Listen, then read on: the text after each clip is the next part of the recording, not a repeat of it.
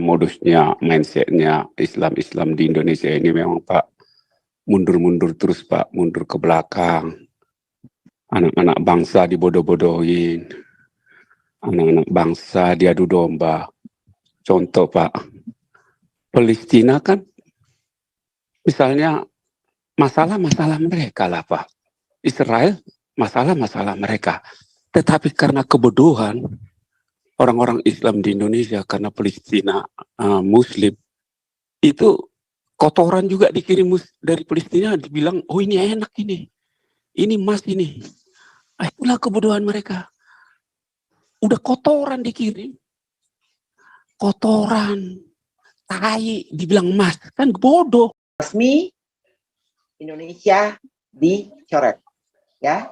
Jadi kepada pemain-pemain sepak bola, kalau sampai besok-besok kalian katakanlah hidupnya susah, ya, tidak ada pemasukan dan segala macam. Satu, jangan bikin rusuh Indonesia. And then kedua, kalian pergi saja cari makan, minta makan sama Iwayan Koster sama Ganjar. Ganjar sama Iwayan Koster. Sama ya, siapa kalian yang kemarin menolak itu, kalian pergi minta makan ke sana untuk anak dan keluarga, ya. Tapi jangan pernah kalian bikin rusuh di Indonesia. Ya, ingat baik-baik ya. Ya, jadi jangan bikin rusuh. Kalau kalian susah hidup, makan susah, tidak ada job, tidak ada penghasilan, jangan bikin rusuh. Pergi saja cari Iwayan Koster, pergi saja cari Ganjar. That's it. Selesai. Singkat, padat. Sudah. Apa? Bentun-bentun hibah. Nggak ada itu. Ya, biar dunia bisa melihat dengan jelas. This is Indonesia. Ya, inilah Indonesia yang sesungguhnya. Omong kosong bilang politik omong kosong. Tidak ada lagi jawaban lain selain agama dan agama.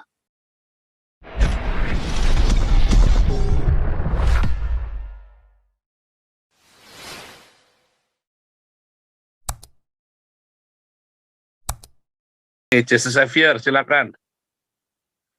Jesus Xavier. Oke, selamat malam Pak Paul. Jadi mau ikutan ngomong nih, gara-gara sepak bola nih. Bener-bener negeri kadrun ini, kalau mau dibilang pasalnya, bodohnya, gobloknya, tololnya setengah mati ya.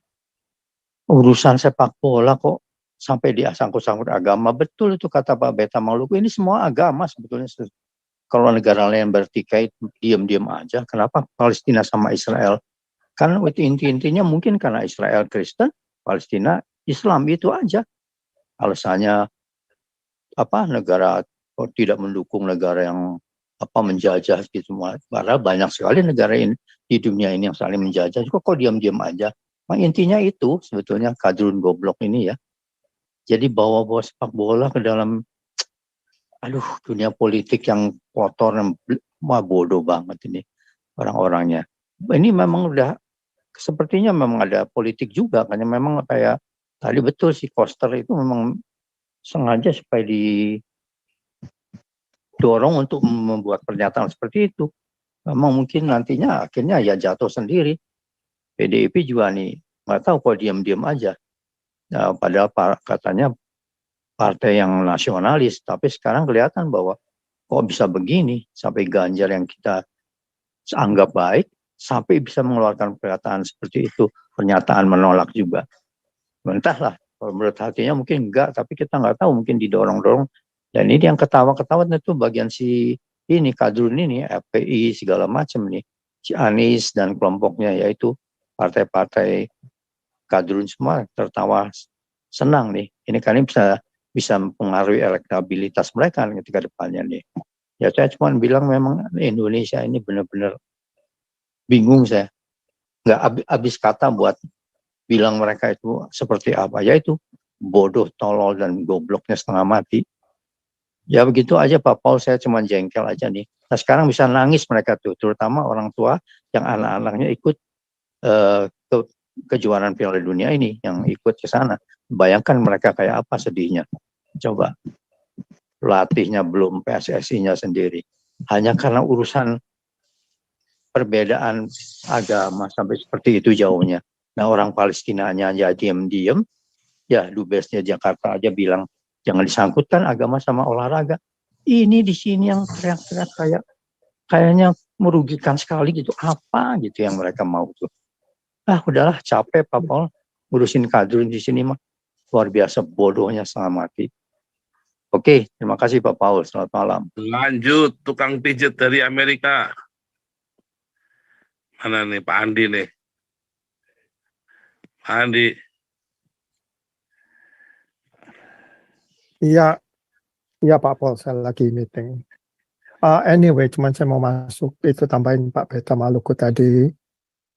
Pak Beta Maluku tadi bilang kalau Indonesia udah dicap Islamic State, ya udahlah finish lah kita, habis lah.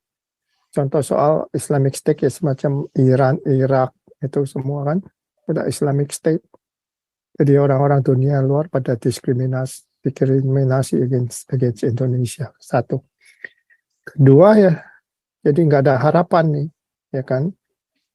Harapan saya sih Ganjar, tapi udah sekarang Tuhan buka kulitnya ini, sekarang the true colors comes out. Jadi satu-satunya yang bisa kita kumandangkan dari sekarang ya Ahok for President deh, untuk menyelamatkan Indonesia. Nothing else, nggak ada lagi. Jadi ya Ahok for 2024. Itu aja. Jadi nggak jadi itu urusan Tuhan. Tapi kalau kita bisa suarakan, nggak ada harapan lagi Pak Paul. Siapa yang bisa diharapkan lagi kalau udah situasi begini? Ya kan, mereka nggak tahu sejarahnya Israel, nggak tahu sejarahnya apa-apa, tahu main tancap aja. Ya kan, mereka nggak mau mengakui kalau Israel itu negara pilihan Tuhan. Diapit dan dikelilingi oleh negara musuh-musuh besar, tapi tetap berdiri. Ya kan?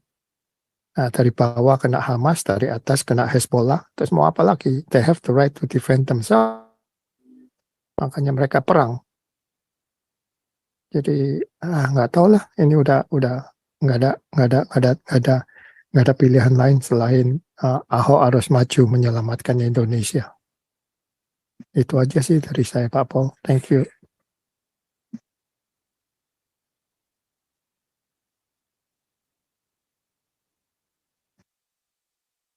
Anak bangsa, maju. Shalom Pak Paul. Jadi kalau saya lihat ya modusnya, mindsetnya Islam di Indonesia ini memang Pak mundur-mundur terus Pak, mundur ke belakang. Anak-anak bangsa dibodoh-bodohin, anak-anak bangsa diadu domba. Contoh Pak, Palestina kan misalnya masalah-masalah mereka lah Pak. Israel masalah-masalah mereka. Tetapi karena kebodohan orang-orang Islam di Indonesia, karena Palestina Muslim, itu kotoran juga dikirim dari Palestina, dibilang, oh ini enak ini emas ini. Itulah kebodohan mereka. Udah kotoran dikirim.